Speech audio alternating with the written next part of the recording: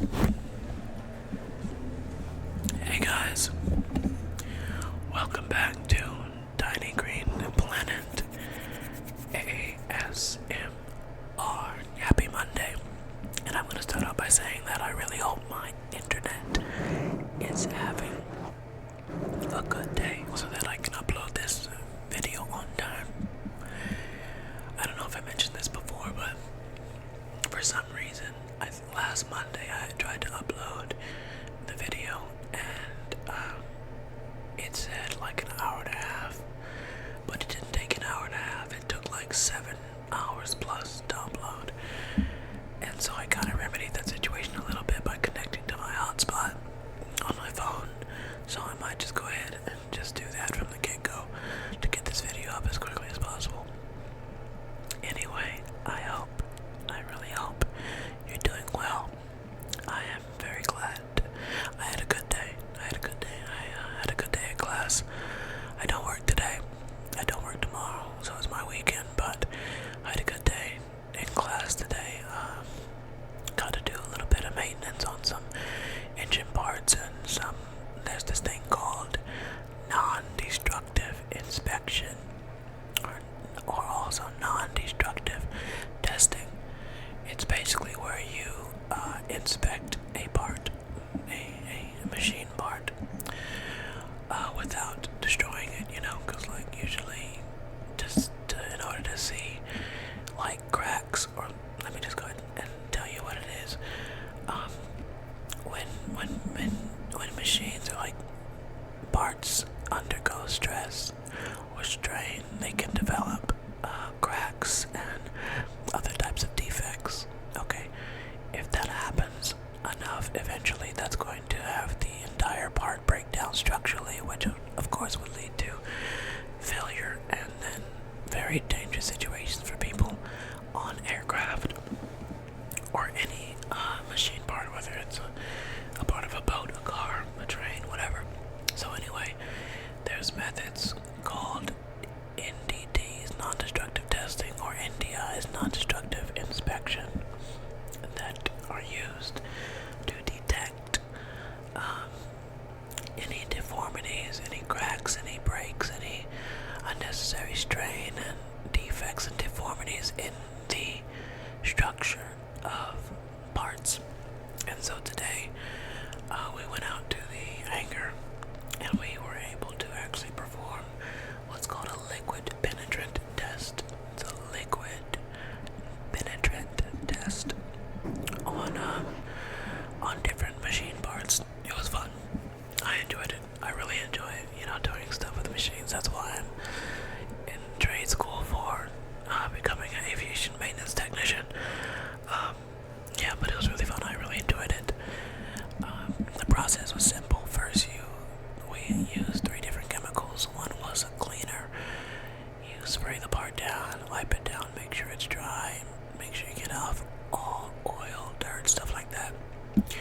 Then you apply the liquid penetrant, and it came out red. There's different colors. There's different, not a lot, but there's different colors. But the one that we used, it came out red. You spray that over the whole thing. You let it dry, let it sit for about 10 minutes. And then, after that, you have to clean it off again. It's not a thorough cleaning, just get off the excess, wipe it dry, and then you apply something called the developer, which is actually like a grainy solid solution that's inside of some type of oil. You spray it onto it, and then what happens is that solution dries and it extracts the pieces of the liquid penetrant that seeped into any type of surface deformities. Like, for example, if there was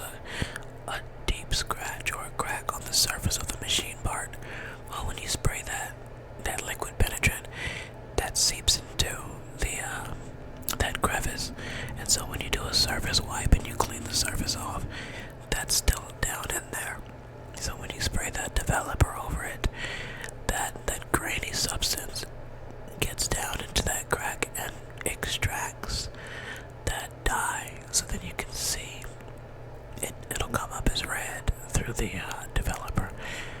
And so that's basically what we did today. I actually did it twice. Yeah, it was fun. It was pretty fun.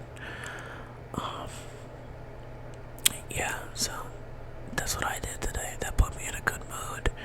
And then after class was let out, I stayed behind and just read ahead in the chapter that we're currently in so that I'm prepared for the rest of the week.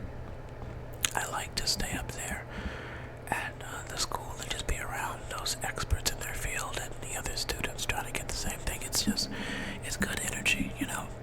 It matters. It matters who you're around and what environment you're in. So I like to take advantage of that. I like to take advantage of being around experts in their field, people who know and who are passionate about aviation. And I also like being around the other students, the other people who are also trying to get the same certifications, the same license, and the same credentials. I like it because, you know, it just puts you into the mood of success.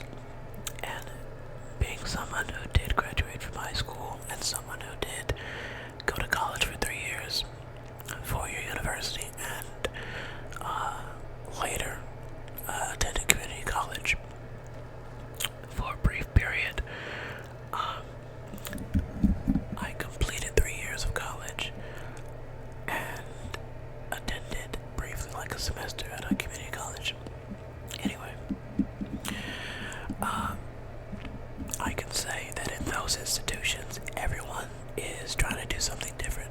Definitely in high school, everyone's trying to figure themselves out. In college, you got thousands of students all going in different directions, you know.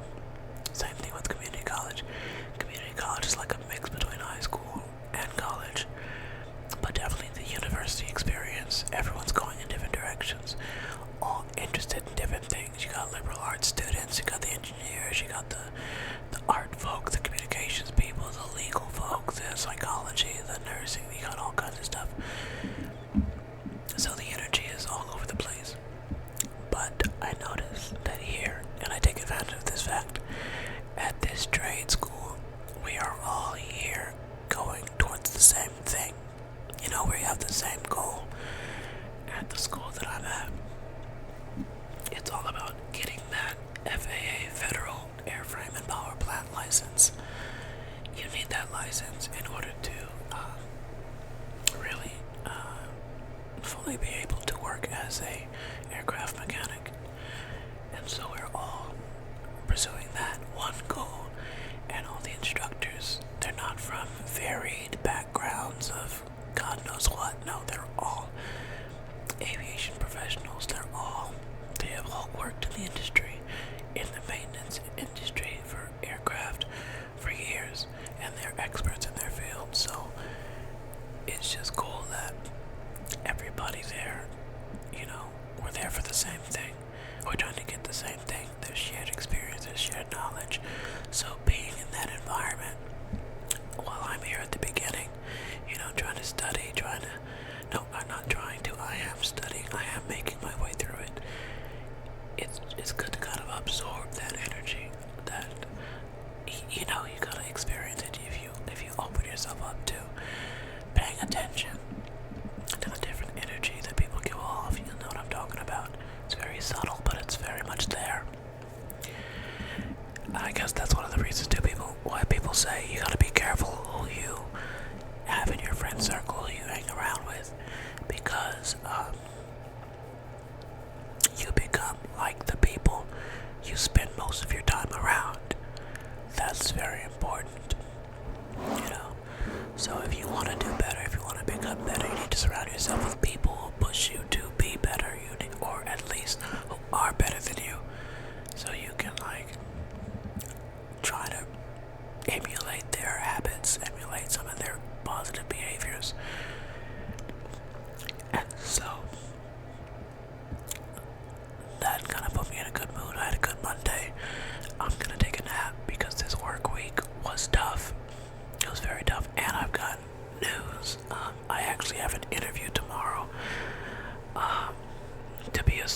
supervisor at the job I'm already at. I'm currently a senior lead, so I lead the teams through the different aircraft.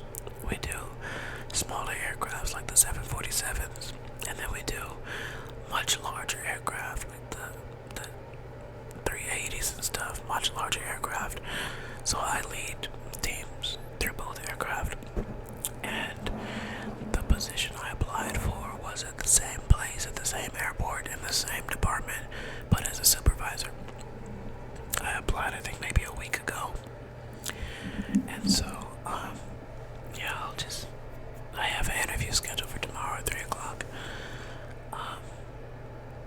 Yeah, so wish me luck with that, please.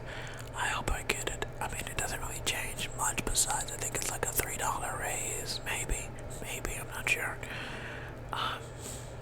But it'd be nice to have it.